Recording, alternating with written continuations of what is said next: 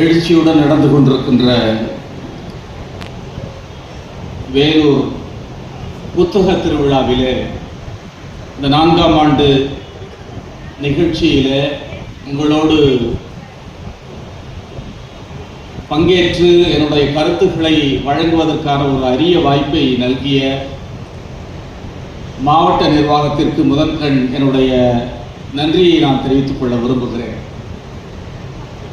குறிப்பாக இந்த அமர்வினுடைய தலைவர், நான் ஆசிரியன் என்பதை மிக பெருமையோடு இங்கே பதிவு செய்தார். எங்களுடைய மாவட்ட முதன்மை கல்வி அலுவலர் மதிப்புக்கும் அன்பிற்கும் உரிய சு தயாளன் அவர்களுக்கு என்னுடைய வணக்கத்தினை நான் தெரிவித்துக் கொள்ள விரும்புகிறேன். அவரை பற்றி நான் மிகவும் குறிப்பிட்டு சொல்லியாக வேண்டும். நான் பல அதிகாரிகளோடு பணியாற்றி இருக்கிறேன்.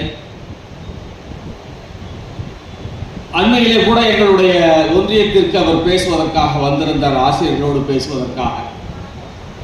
எந்த அளவிற்கு கடிந்து கொள்வாரோ அந்த அளவிற்கு புன்னகையோடு அவர் பேசுவார். அந்த புன்னகை ஒரு வகையிலே எவ்வளவு பெரிய கல்லையும் அல்லது இறுக்கத்தையும் கூட கரைத்து விடும் அந்த ஆற்றல் கொண்டது என்பது எங்களுக்கு தெரியும். ஏனென்றால் மிக கடுமையான சொற்கள் எனக்கு நான் பல இடங்களிலே சொல்லியிருக்கிறேன். ஒரு ஆசிரியர் எங்கு தோற்கிறார், ஆசிரியர் தோற்கிற இடத்தில் அவர் பிரம்பை எடுக்கிறார் என்று நான் சொல்வது உண்டு. சொற்களுக்கு பயனில்லை என்று சொல்கின்ற இடத்திலே, அவருடைய அணுகுமுறைக்கு பயனில்லை என்று சொல்கின்ற இடத்திலே அவர் தன்னுடைய பிரம்பை கையாள தொடங்குகிறார் என்று நான் சொல்வது உண்டு. பிரம்பை கையாளாத தகப்பன் தன்னுடைய மகனை சிட்சிக்கிறான் என்று விவிலியத்திலே சொல்லி இருக்கிறது. அது வேறு கதை. ஆனால் உண்மையிலே சொற்களுக்கு மிகப்பெரிய ஆற்றல் இருக்கிறது. அதை எப்படி வெளிப்படுத்துவது என்பதற்கு மிகப்பெரிய ஒரு உத்தி இருக்கிறது.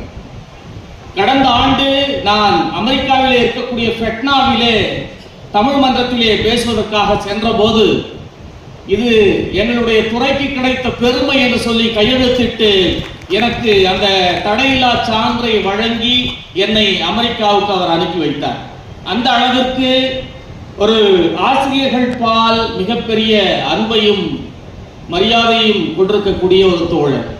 அது மட்டுமின்றி மாணவர்கள் மிகச் சிறப்பாக படிக்க வேண்டும் என்கின்ற அந்த உறுதிப்பாட்டிலே அவர் மிகவும் உறுதியாக இருக்கக்கூடியவர்.